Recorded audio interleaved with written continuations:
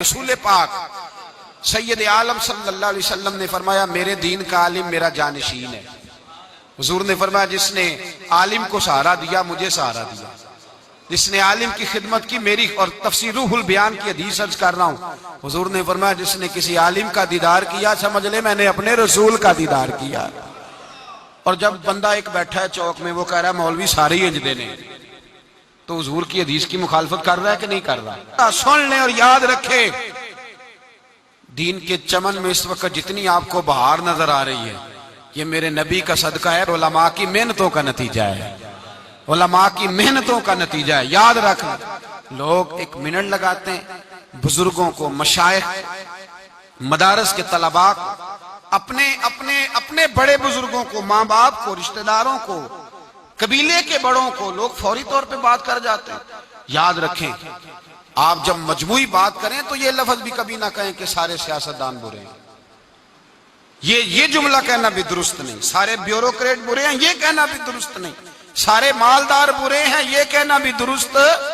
اور بھائی مالداروں میں حضرت عبد الرحمن ابن عوف بھی ہیں اور جناب عثمان غنی بھی ہیں، یہ بھی مالداروں میں شامل ہے، یاد رکھیں۔ اور حکومت تو خلفائے راشدین نے بھی کی ہے، تو اپنی رائے کا اظہار کرتے وقت اپنے لفظوں پر، اپنے جملوں پر، اپنی گفتگو پر کنٹرول رکھیں۔ میرے نبی پاک سید عالم صلی اللہ علیہ وسلم رائے کے اظہار میں اور پھر قبول بھی نہ کرے۔ اگر کوئی آپ کے سامنے رائے دیتا ہے تو فٹافٹ اس کو قبول اتنے آسان نہ ہو جائیں۔ آپ کے بارے میں کوئی رائے دے تو آپ جلدی نہیں قبول کرتے، کسی کے بارے میں کوئی رائے دے تو لوگ فٹافٹ قبول کر لیتے، کہتے نہیں مینوں پہلے ہی پتا سی، بلکہ نہیں یہ نہیں ہوتا، کہتے مینوں پہلے ہی شک سی، مجھے پتا تھا اس طرح ہی ہوگا جو تو کہہ رہا ہے۔ فوری طور پہ لوگ رائے کا اظہار کرتے ہیں۔ نبی پاک صلی اللہ علیہ وسلم نے جو ہمیں سوچ دی ہے رائے کا، کسی کی رائے قبول کرنے کی، اس پر بھی ذرا غور کریں۔ ایک شخص آیا، اس نے آ کر کے ایک آدمی کی توہین کرنی شروع کر دی، کہ یہ کمی ہے، یہ کمی ہے، یہ غلطی ہے، اس طرح کرتا ہے، اس طرح کرتا ہے، اس طرح کرتا ہے۔ حضور سنتے رہے، بات ختم ہوئی تو نبی پاک نے فرمایا کچھ دن تو پہلے آیا تھا تو اس بندے کی تعریفیں کر رہا تھا، اس دن کیا ہوا تھا؟ تو نے بڑی لمبی چوڑی تعریفیں کی تھی، یہ خوبی ہے، یہ خوبی ہے، یہ خوبی ہے، یاد ہے؟ کہا حضور یاد ہے۔ آج تو اس کی توہین کر رہا ہے، وجہ؟ تو بندہ خاموش ہو گیا۔ تو نبی پاک نے فرمایا تو اس دن بھی سچ کہہ رہا تھا اور آج بھی تو، بولیے، اس دن بھی سچ کہہ رہا تھا آج بھی تو سچ ہی کہہ رہا ہے۔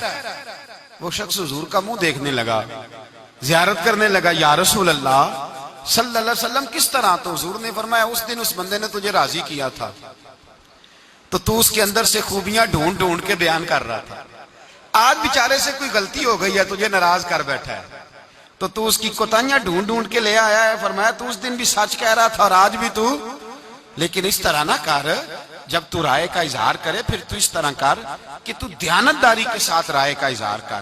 نبی پاک علیہ الصلوۃ والسلام جب کسی کی خوبی بیان کرتے تھے تو تعصب کا شکار نہیں ہوتے تھے، امت کو تعصب کا شکار ہونے سے بچنے کا درس دیا۔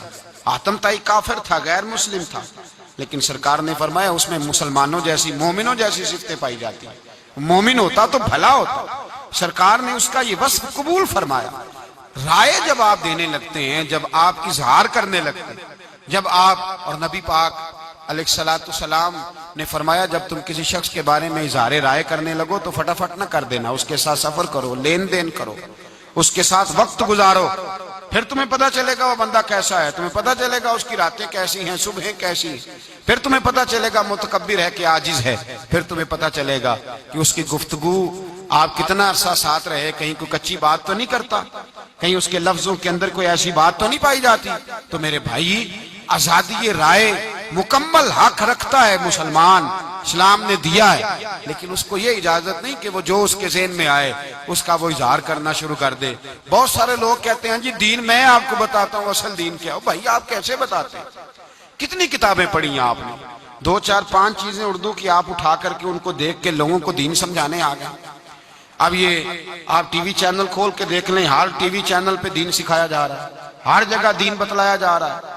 جو کسی شعبے کا ماہر ہے وہ ضرور آئے، پہلے اس کو پرکھے، اس کو دیکھے، اس پہ غور کرے، پھر رائے کا اظہار کرے۔ زندگی میں یہ بڑا خطرناک موقع ہے اپنی زبان کو کنٹرول میں رکھیں، کبھی کسی شخص کے بارے میں کوئی ایسا جملہ نہ کہیں۔ میرے نبی پاک علیہ السلام نے فرمایا جب صبح دن چڑھتا ہے نا تو سارے وجود کے حصے، ہاتھ بھی، پیر بھی، سر بھی، آنکھیں بھی، یہ سارا وجود زبان کے آگے ہاتھ باندھ کے کھڑا ہو جاتا ہے اور زبان کو کہتا ہے تیری مہربانی صحیح رہنا، تو صحیح رہے گی تو ہم بھی صحیح رہیں گے، اور تو بگڑ گئی تو ہم بھی سارے بگڑ جائیں گے۔ بات زبان کرتی ہے اور مار سارا وجود کھاتا ہے۔ تو زبان ہی اگر قابو میں رہے، اس پہ ہی تھوڑا کنٹرول رہے، اس کو ہی اگر انسان تھوڑا سمجھا لے، بہلا لے۔ یہ جو گفتگو کرتے ہیں نا ہم، بہت سارے لوگ اب مذاق میں جھوٹ بولنے لگے، مذاق میں جھوٹ بولنے لگے۔ لوگ شغل کا نام دے کے، مذاق اور ٹھٹھے کا نام دے کے بہت ساری گفتگو غلط کرنے لگے۔ ان ساری باتوں سے اپنے آپ کو محفوظ کرنے کی ضرورت ہے۔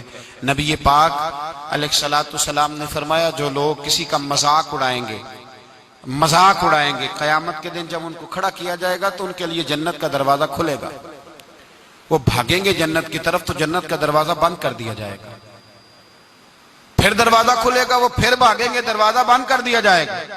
وہ فرشتے سے کہیں گے یہ تو کیا کر رہے ہیں، ہمارے ساتھ بار بار کھولتا اور بند کرتا ہے۔ تو فرشتہ کہے گا تو دنیا میں رب کے بندوں کا مذاق نہیں اڑاتا تھا؟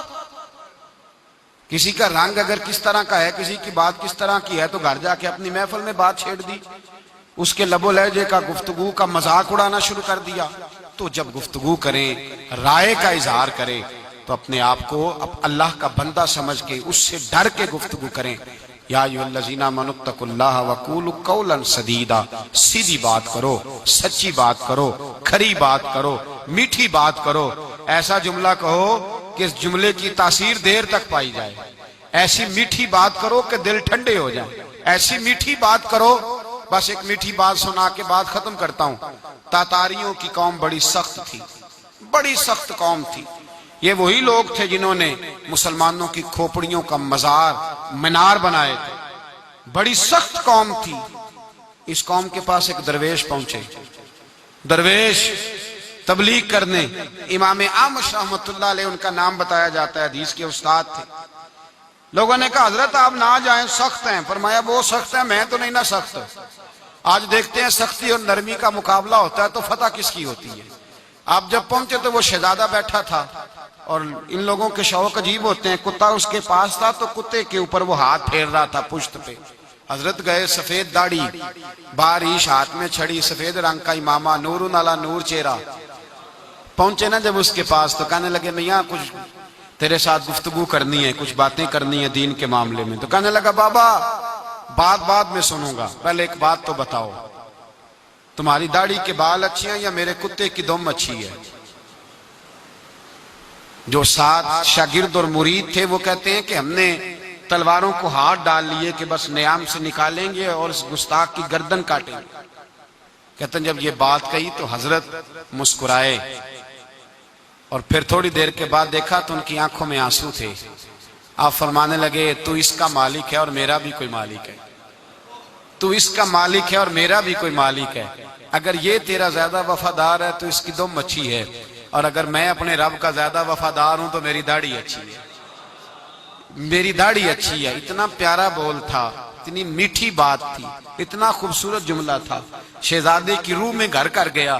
وہ جو بیٹھے تھے نا دائیں بائیں، وہ کہنے لگے بابے کی نہ سننا، تجھے خراب کرے گا۔ فرمایا چپ کرو، جس کا پہلے دن لب و لہجہ اتنا حسین ہے وہ باقی دنوں میں کتنا پیارا ہوگا۔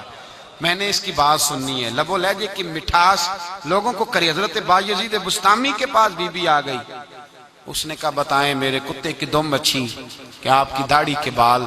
آپ رونے لگے۔ فرمایا جب میں مر جاؤں تو پھر آنا، پھر بتاؤں گا۔ کب مرنے کے بعد؟ فرمایا ہاں۔ حضرت کا وصال ہو گیا تو آ گئی، جنازہ اٹھا تو کہنے لگی نیچے رکھو، میرے ساتھ وعدہ تھا ان کا، نیچے رکھا۔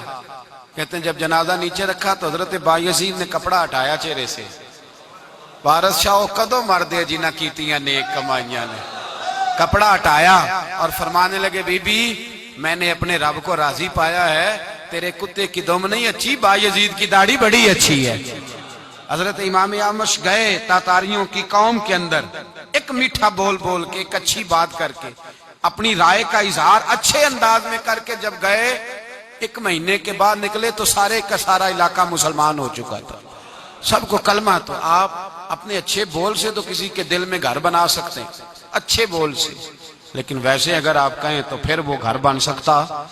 سختی کے ساتھ کبھی کوئی کام نہیں ہوتا، کبھی کوئی کام نہیں. مٹھاس بڑا بڑا لوگوں نے بارود پھینکا ہے، آخر میں کہنے لگے نہیں، بات ٹیبل پہ ختم ہوگی، بات بیٹھ کر ہی ہوگی. زبان کو کنٹرول میں کریں، اس پر قابو لگائیں، اس کو دیکھیں. یہ اگر پھسلتی ہے تو تباہی کرے گی، یہ اگر آگے نکلتی ہے تو رشتے توڑے گی، تعلقات خراب کرے گی، یہ بہت ساری جگہ پہ نقصان کرے گی. اللہ ہمیں آزادی رائے کے تو موقع دے، پر آوارہ خیالی سے محفوظ فرمائے. آمین. آخر دعوانا